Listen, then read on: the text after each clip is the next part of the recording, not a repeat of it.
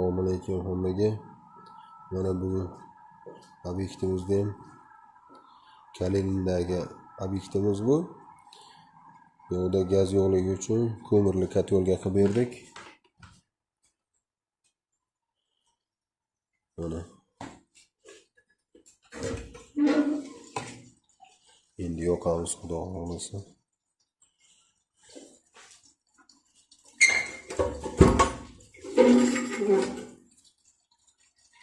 Mana ichlari ko'rinishi vodiy kotel bilan bir xil.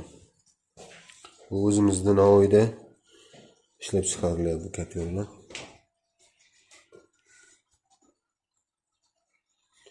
Mana gradusnik qo'yilgan, hammasi original havoydagich. Tagida o'zi regulatorga ham qo'ysa bo'ladi. Mana bu oshxona bitta qo'yib berganmiz bu yoqqa.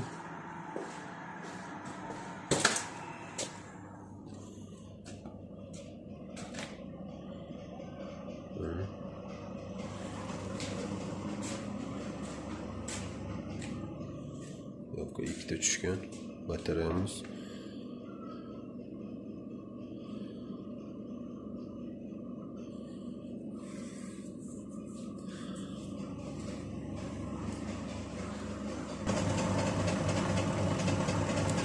Hammomga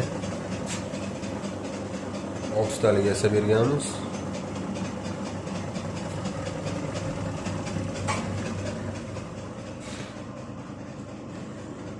Xonalarni ko'rinishi.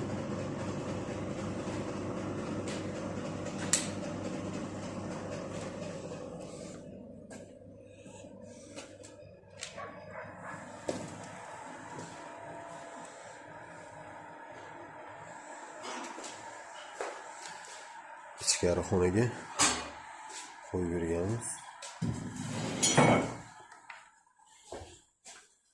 Mana hozir suv solish jarayonida xohlasa yoqib yuboramiz.